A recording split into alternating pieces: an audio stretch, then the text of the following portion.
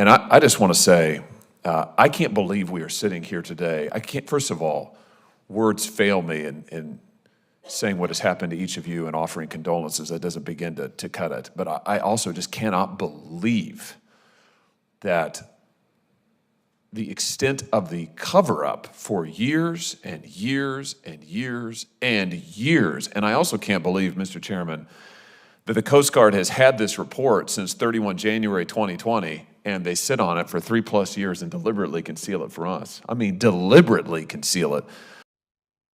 Hey everyone, welcome to VOC. Today, we're diving into a serious and important hearing led by Senator Josh Hawley about sexual assault within the U.S. Coast Guard. What I'm about to share is going to shock you, and it's a story that needs to be told. So here's the deal. In January 2020, the Coast Guard had a report about sexual assault, and they sat on it for 3 years. Senator Hawley isn't just upset, he's furious. One of the witnesses literally found out about her own case through a CNN reporter while wiping her child's runny nose. Can you imagine that? Being told about your own traumatic experience by the media? This isn't just a story about misconduct. These are criminal acts that have been systematically hidden away. The Coast Guard leadership has been actively working to conceal these incidents, protecting themselves instead of protecting their own members. The Coast Guard Academy has created a terrifying culture of fear. Cadets are so afraid of leadership that they won't speak out. Why? Because speaking up could mean losing everything they've worked for. These are talented, driven individuals who fought incredibly hard to get into the academy, and they're being silenced. Leadership doesn't want to, they don't want to hear it, right? There's retaliation, there are repercussions. If somebody supports you, they're going to get blacklisted because the leadership doesn't want to deal with the problem, or they don't want to help explain that piece of it to us. Why not just say, why wasn't leadership in your case saying, this is unbelievable, this is terrible, it's probably a crime. For many of you, it is a crime, which you described. Sexual assault's a crime, rape's a crime. So it's not just bad behavior, it's criminal behavior. Help us understand the culture that says, oh, we're just gonna, see no evil, hear no evil, look the other way, we don't want to deal with it, such that if you press the issue and you say, no, actually I was assaulted, actually I was raped, they say, we've got to silence you. I mean, we've got to shut this down. We can't deal with this. Why is that? I mean, help us get into the mindset, their mind, to the best you can, their mindset. Keep in mind, I was only there for 1 semester, so my experience is going to be a little bit more limited than the other ladies up here. But like others have touched on, there's this fear of retaliation, and then the academy itself is an incredibly, especially your freshman year, is an incredibly strong pressure cooker type environment. When I was there, you were not allowed to have cell phones. You were not allowed to have iPods when they were back a thing. There's no music, there's no connection to the outside world, and you have to eat on squares. I don't know if you guys know what that is. You're turning, you're braced up. You have to have your eyes in the boat. There's no relief from this pressure, and I forget exactly where I was going with that. Excuse me, but so this pressure cooker type environment just creates this difficulty in trying to, you're just taking care of yourself. You're in like survival mode, so to speak. And so it's hard to see someone suffer and then to speak out about it, because it also might spotlight you as well.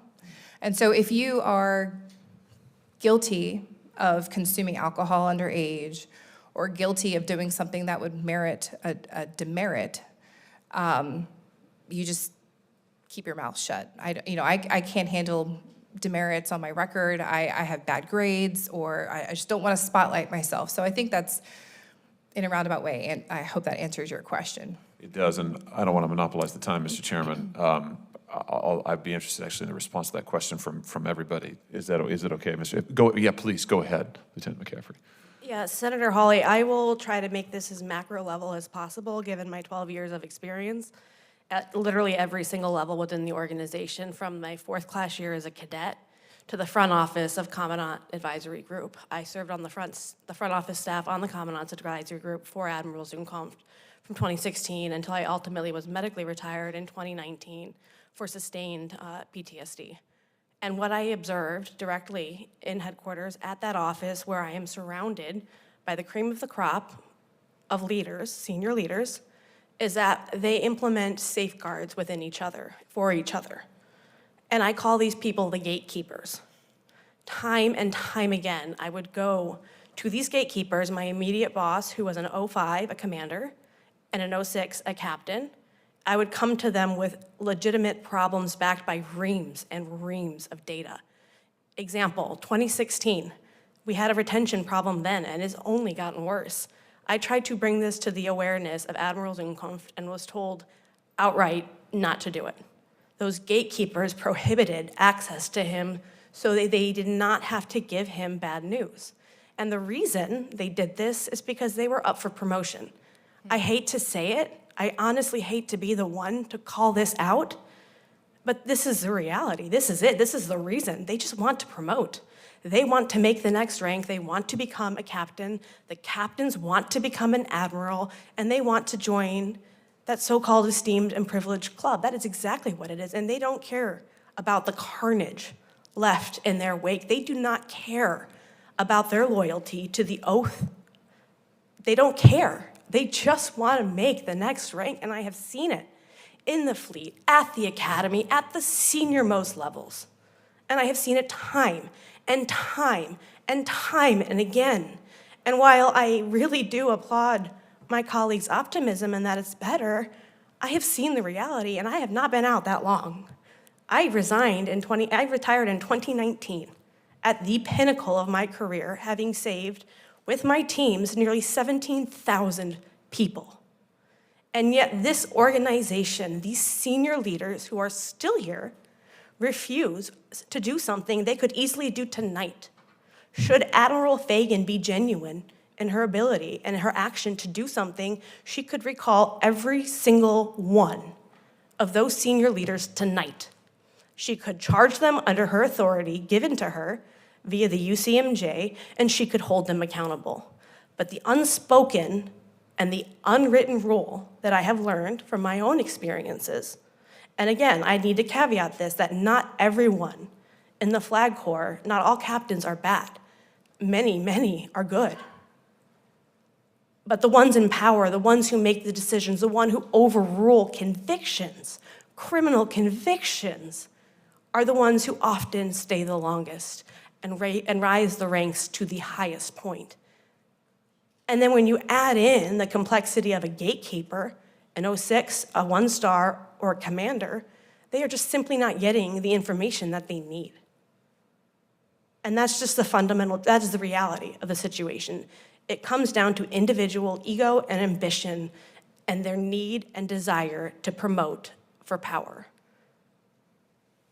I just want to follow up on something you said, Mr. Chairman. You said a second ago that this is about our national security, which I completely agree with. But you know what? It's also about the integrity of our government. And it's one thing to have corporate leaders come in here and sit where you're sitting and lie to us, and frankly, they do it all the time.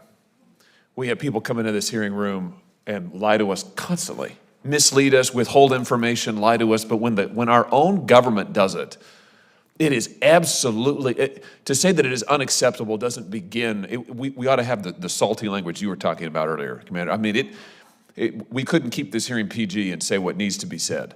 The fact that these people, this leadership, commissioned this report in 2014, which was itself too late, and sat on it for years, and not just sat on it, but actively worked to conceal it, is unbelievable.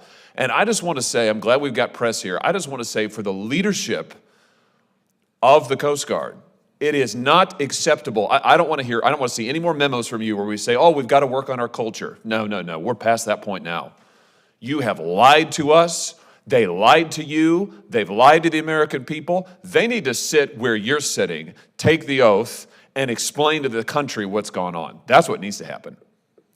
So I don't want to hear any more of it. I don't want to hear any more of the softly worded memos. I don't want to hear any more of the, well, we'll do better next time. We're past all of that. We're past that. They have broken our trust. And frankly, when you see the trust constantly broken in institution after institution of this government, it's no wonder that people across this country just are in despair, regardless of their politics. It's unbelievable. Senator Hawley is demanding real accountability. He wants Coast Guard leadership to come in, sit under oath, and explain exactly what happened. The current Commandant, Admiral Linda Fagan, has a massive opportunity here to clean house and make real changes. But here's the scary part. This isn't just about the Coast Guard. This is about institutional trust. When organizations like this cover up serious crimes, they're breaking the trust of every single American citizen. This isn't just a story, these are real people's lives, real trauma, real cover-ups, and it needs to stop. The Coast Guard needs to do better. Our service members deserve better. If this video opened your eyes, share it, talk about it. These stories need to be heard. Thanks for watching, and I'll see you in the next video.